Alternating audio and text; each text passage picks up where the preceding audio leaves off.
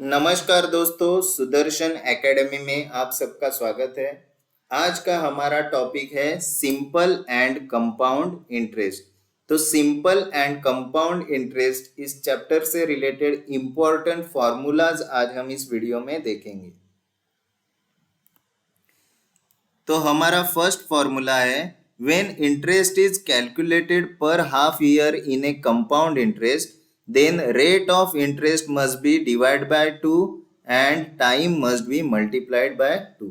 तो ये फॉर्मूला क्या कहता है कि जब कंपाउंड इंटरेस्ट में इंटरेस्ट कैलकुलेट करते वक्त पर हाफ ईयर के हिसाब से कैलकुलेट किया जा रहा है, तब जो रेट ऑफ इंटरेस्ट हमें दिया है उसको हमें 2 से डिवाइड करना पड़ेगा और जो टाइम यानी नंबर ऑफ इयर्स जो दिया है उसको हमें 2 से मल्टीप्लाई करना पड़ेगा।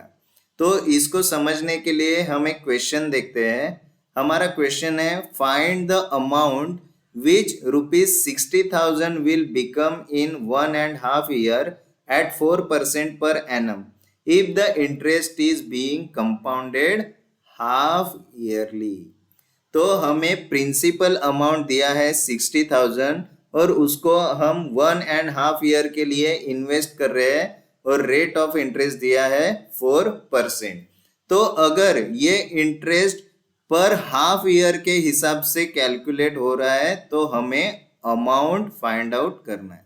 तो यहाँ पे हमें प्रिंसिपल अमाउंट दिया है 60,000, रेट ऑफ इंटरेस्ट दिया है 4% और नंबर ऑफ इयर्स दिया है 1.5 ईयर। तो इसी को हम क्या लिख सकते हैं 2 into 1 2 प्लस 1 क्या हो जाएगा, तो 3/2 ईयर लिख सकते हैं। तो हमें टोटल अमाउंट यहाँ पे फाइंड आउट करना है, लेकिन हमें एक कंडीशन क्या दिया है कि interest is being compounded half yearly. तो जब इंटरेस्ट कंपाउंडेड हाफ ईयरली तो हम क्या करते हैं, आर का वैल्यू हमें क्या मिलेगा, आर डिवाइड बाय 2 करना पड़ेगा। तो 4, आर का वैल्यू 4 है तो 4 को हम 2 से डिवाइड करेंगे तो कितना आएगा 2 1 जार और 2 2 जार। तो आर हमें मिला 2%। और ये जो टाइम है नंबर ऑफ इयर्स इसको हमें 2 से क्या करना पड़ेगा, मल्टीप्लाई करना पड़ेगा। तो नंबर ऑफ इयर्स क्या आएगा 2n यानी 2 into n का वैल्यू कितना है 3/2। तो 2 और 2 कैंसिल तो n कितना आया 3 ईयर आएगा। तो अब हमें क्या फाइंड आउट करना है, अमाउंट फाइंड आउट करना है। तो कंपाउंड इंटरेस्ट के लिए अमाउंट का फॉर्मूला है a is equal to p into 1 plus r by 100 raise to n, यानी amount is equal to p का वैल्यू है 60,000 इंटू 1 प्लस r का वैल्यू कितना आया 2% आया डिवाइड बाय 100 और divide by raise to n का वैल्यू कितना है 3 है यानी क्यूब। तो अमाउंट इज इक्वल टू यहाँ पे 2 1 जार और 2 50 जार। तो 50 इंटू 1 50 प्लस 1 51 आएगा। तो क्या आएगा,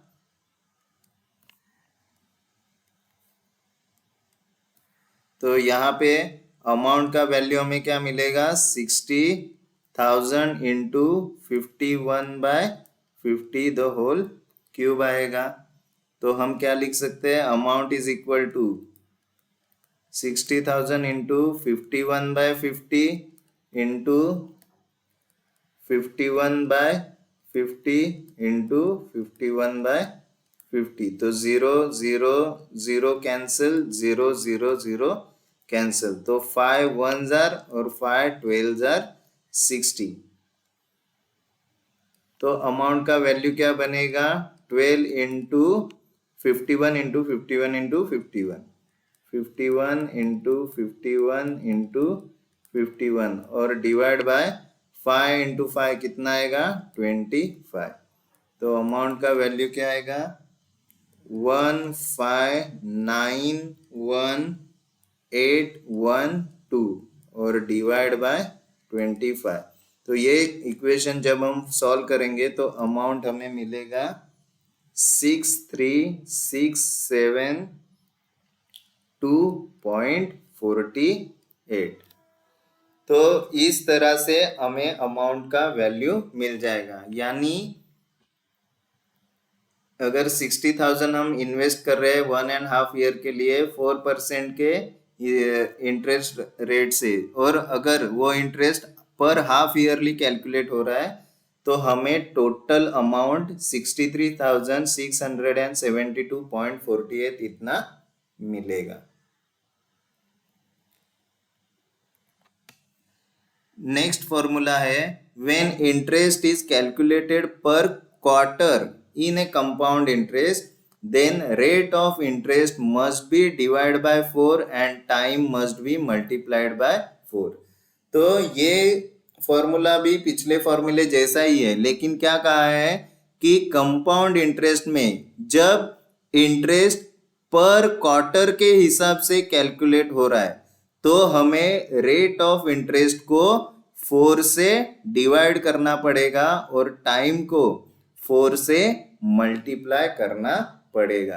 तो इस फॉर्मूले को समझने के लिए हमें एक प्रॉब्लम देखते हैं। Equation, find a compound interest on ₹6,000 at 20% per annum for 6 months if the interest is being compounded quarterly।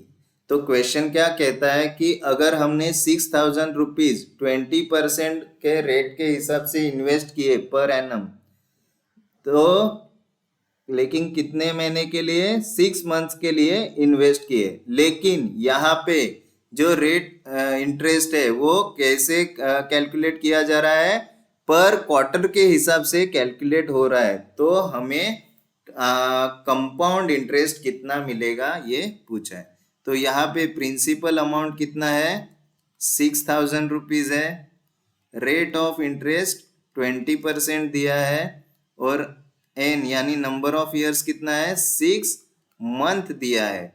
तो इस 6 मंथ को अगर ईयर में कन्वर्ट करना है तो हमें क्या करना पड़ेगा, 6 को 12 से डिवाइड करना पड़ेगा, यानी 6 1 जार और 6 2 जार, यानी कितना आएगा, हाफ ईयर आएगा। तो हमें लास्ट में क्या कहा गया है कि इंटरेस्ट इज कंपाउंडेड क्वार्टरली। तो हमें फाइनली फाइंड आउट क्या करना है, कंपाउंड इंटरेस्ट का वैल्यू फाइंड आउट करना है, लेकिन कंडीशन क्या है, इंटरेस्ट कंपाउंडेड क्वार्टरली। तो जब इंटरेस्ट क्वार्टरली कैलकुलेट किया जाता है तो हमें क्या करना पड़ता है, आर को 4 से डिवाइड करना पड़ता है, यानी आर का नया वैल्यू क्या आएगा, 20 डिवाइड बाय 4। तो 4 1 जार और 4 5 जार, तो आर का वैल्यू हमें मिला 5%। और एन का नया वैल्यू क्या आएगा, हमें एन को 4 से मल्टीप्लाई करना पड़ेगा, तो एन का नया वैल्यू आएगा 4n, यानी 4 इंटू एन का वैल्यू कितना है, 1/2, 1/2। तो 2 1 जार और 2 2 जार, तो यहाँ पे एन का वैल्यू आया 2 ईयर। अभी हमें कंपाउंड इंटरेस्ट फाइंड आउट करना है। तो कंपाउंड इंटरेस्ट का फॉर्मूला है CI is equal to P into 1 plus R/100 तो compound interest is equal to 6,000 into 1 plus R का वैल्यू कितना आया, 5 आया, डिवाइड बाय 100, और n का वैल्यू कितना आया, 2 आया, -1। तो 5 1 जार 5 20, तो 20 इंटू 1 20 प्लस 1 कितना आएगा, 21 आएगा। तो कंपाउंड इंटरेस्ट का वैल्यू क्या आएगा, 6,000 इंटू 21/20 द होल स्क्वायर -1। तो compound interest is equal to 6,000 into, यहाँ पे क्या आएगा, 21 का स्क्वायर आएगा 441 डिवाइड बाय 20 का स्क्वायर 400 -1। तो compound interest is equal to ये 401 को मल्टीप्लाई करेगा तो क्या आएगा 6000 इंटू 441 माइनस 400 डिवाइड बाय 400। तो compound interest is equal to 6000 into 441 minus 400 आएगा 41 डिवाइड बाय 400। तो 0 0 कैंसिल 0 0 कैंसिल। तो 4 1 जार और 4 15 जार 60। तो compound interest is equal to 15 into 41 आएगा। तो हमारा फाइनली कंपाउंड इंटरेस्ट का वैल्यू कितना आएगा 615 रुपीज आएगा। तो हमें याद रखना है कि कंपाउंड इंटरेस्ट में जब इंटरेस्ट पर क्वार्टर के हिसाब से कैलकुलेट हो रहा है तो हमें रेट ऑफ इंटरेस्ट को 4 से डिवाइड करना है और नंबर ऑफ ईयर्स को हमें 4 से मल्टीप्लाई करना है। और कंपाउंड इंटरेस्ट में जब इंटरेस्ट हाफ ईयर के हिसाब से कैलकुलेट हो रहा है तो हमें रेट ऑफ इंटरेस्ट को 2 से डिवाइड करना है और नंबर ऑफ ईयर को 2 से मल्टीप्लाई करना है। तो ये दोनों फॉर्मूले हमें याद रखने हैं। हमारा नेक्स्ट इंपॉर्टेंट फॉर्मूला है if interest is compounded annually but time is in fraction that is time is in the form of n and a by b year then amount का फॉर्मूला आएगा p into 1 plus R by 100 raise to n into 1 plus a by b into R upon 100। तो ये formula क्या कहता है कि हमारा जो इंटरेस्ट है वो एनुअली कैलकुलेट हो रहा है लेकिन हमें जो नंबर ऑफ ईयर यानी टाइम दिया गया है वो n and a by b के फॉर्म में दिया हुआ है। तो हम अमाउंट का टोटल अमाउंट का हमारा फॉर्मूला आएगा p into 1 plus R by 100 raise to n into 1 plus a by b into R by 100। तो ये जो n का वैल्यू है ये वैल्यू आएगा n का और यहाँ पे जो a बाय b है ये a बाय b ये आएगा। तो यहाँ पे कंडीशन सबसे इंपॉर्टेंट क्या है कि इंटरेस्ट जो है वो एनुअली कैलकुलेट हो रहा है और टाइम को हमें n and a by b ये फॉर्मेट में दिया है तब जाके हमें ये फॉर्मूला यूज करना है।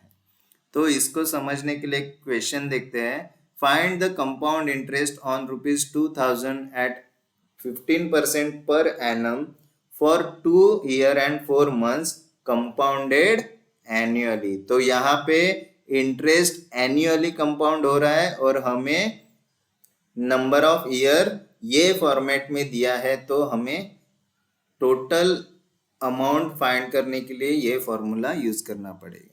तो यहाँ पे P प्रिंसिपल अमाउंट दिया है 2000 रुपीज, रेट ऑफ इंटरेस्ट हमें दिया है 15% और हमें n कितना दिया है 2 ईयर एंड 4 मंथ। तो ये 2 ईयर एंड 4 मंथ को हम क्या लिख सकते हैं 2 ईयर एंड 4 मंथ को हमें अगर ईयर में कन्वर्ट करना है तो क्या करना पड़ेगा 12 से डिवाइड करना पड़ेगा। तो 4 1 जार और 4 3 जार। तो n a बाय b के फॉर्म में हम कैसे लिख सकते हैं 2 एंड 1 बाय 3 ईयर। ये फॉर्मेट में हमें टाइम दिया हुआ है और हमें फाइनली क्या फाइंड आउट करना है कंपाउंड इंटरेस्ट हमें कितना आएगा ये फाइंड आउट करना है। तो इस फॉर्मूले के लिए कंडीशन क्या है कि इंटरेस्ट एनुअली कंपाउंड होना चाहिए कैलकुलेट होना चाहिए और टाइम को इस फॉर्मेट में दिया जाता है तो टोटल अमाउंट का ये फॉर्मूला हम यूज कर सकते हैं। तो यहाँ पे टोटल अमाउंट का फॉर्मूला आएगा a is equal to p into 1 plus R by 100 raise to n into 1 plus a by b into R by 100।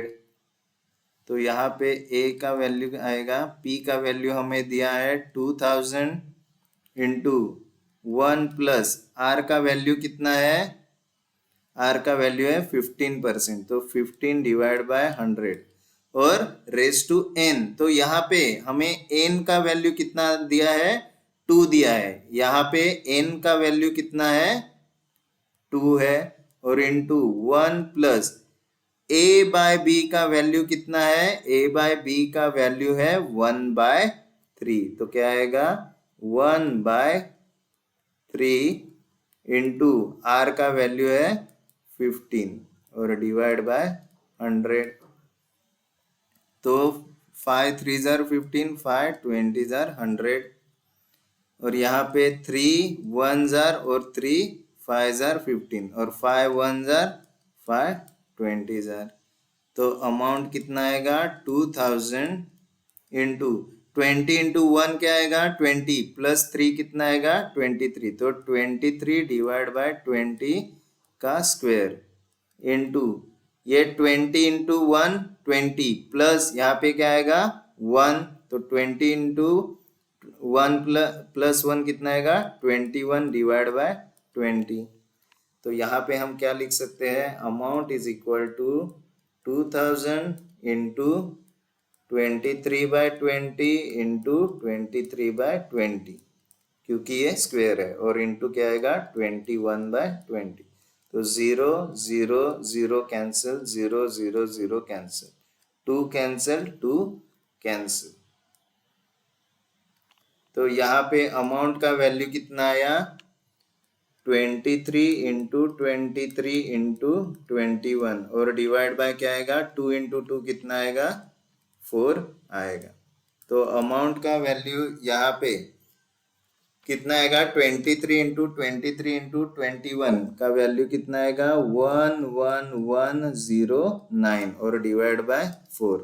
तो यहाँ पे हमें अमाउंट कितना मिला, 2777.25, इतना हमें टोटल अमाउंट मिला। लेकिन हमें यहाँ पे टोटल अमाउंट फाइंड करने को कहा है क्या, नहीं, हमें यहाँ पे क्या कहा है, कंपाउंड इंटरेस्ट फाइंड आउट करने को कहा है। तो कंपाउंड इंटरेस्ट क्या आएगा, जब हम टोटल अमाउंट से प्रिंसिपल अमाउंट को माइनस करते हैं तो हमें कंपाउंड इंटरेस्ट मिलता है। तो कंपाउंड इंटरेस्ट क्या आएगा, टोटल अमाउंट कितना है, 2777.25 माइनस प्रिंसिपल अमाउंट है 2000। तो कंपाउंड इंटरेस्ट का वैल्यू हमें मिला 777.25 रुपीज।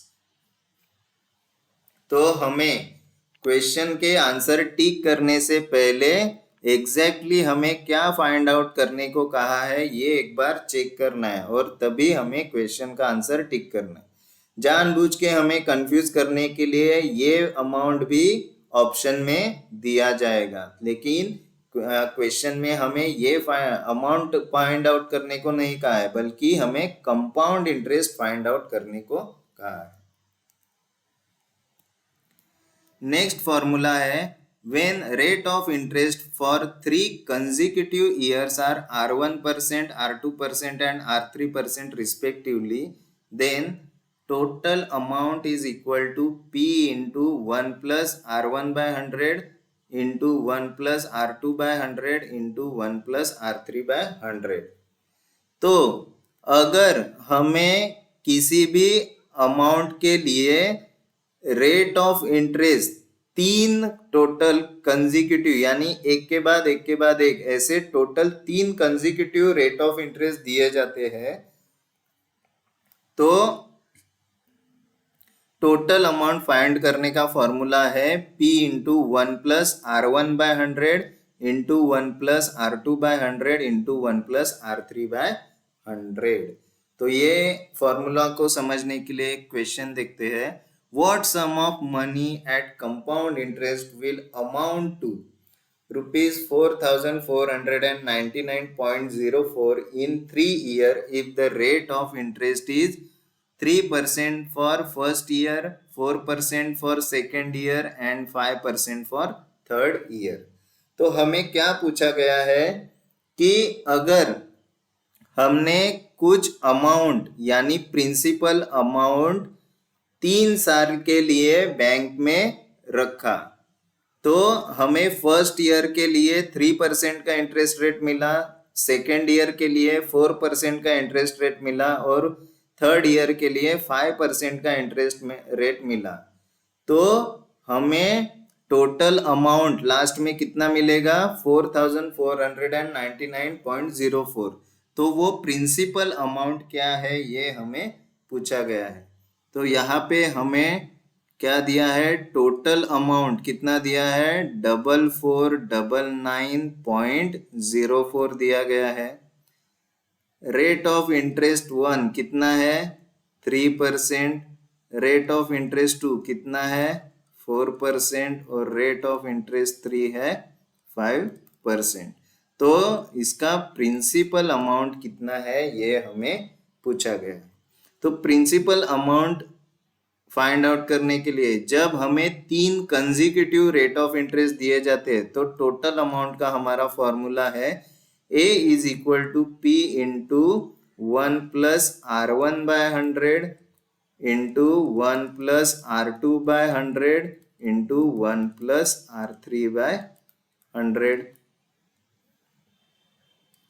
तो टोटल अमाउंट कितना है? 4499.04 is equal to P into 1 plus R1 है 3/100 इंटू 1 प्लस R2 कितना है? 4/100 और 1 प्लस R3 है 5, तो 5/100।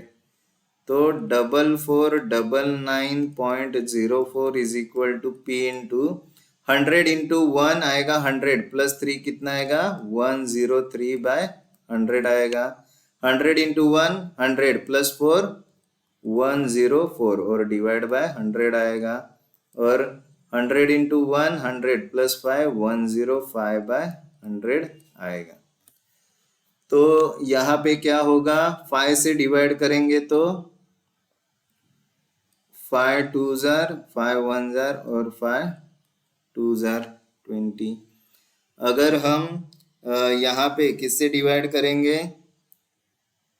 4 से डिवाइड करेंगे तो कितना आएगा? 26 और 25। और हम क्या कर सकते हैं? यहाँ पे 13 आएगा और यहाँ पे 10 आएगा। तो ये जो सब वैल्यू न्यूमरेटर में है ये यहाँ पे जाएंगे तो क्या हो जाएगा? डिनोमिनेटर में आ जाएंगे। और ये जो डिनोमिनेटर में है ये इक्वल टू साइन के इधर जाएंगे तो न्यूमरेटर में आएंगे। तो प्रिंसिपल अमाउंट हमारा कितना आएगा? 4।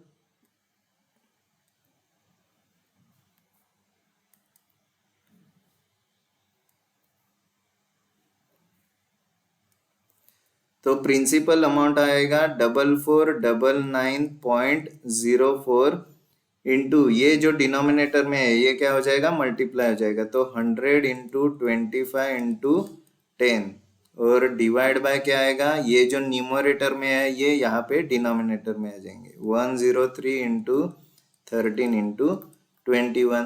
तो 100 से जब हम मल्टीप्लाई करेंगे तो यहाँ पे डेसिमल पॉइंट के बाद 2 डिजिट है तो ये डेसिमल पॉइंट चला जाएगा। तो P is equal to 449904 into 25 into 10 और डिवाइड बाय 103 इंटू 13 इंटू 21। तो ये इक्वेशन को जब हम सॉल्व करेंगे तो प्रिंसिपल अमाउंट का वैल्यू हमें मिल जाएगा 4000 रुपीज।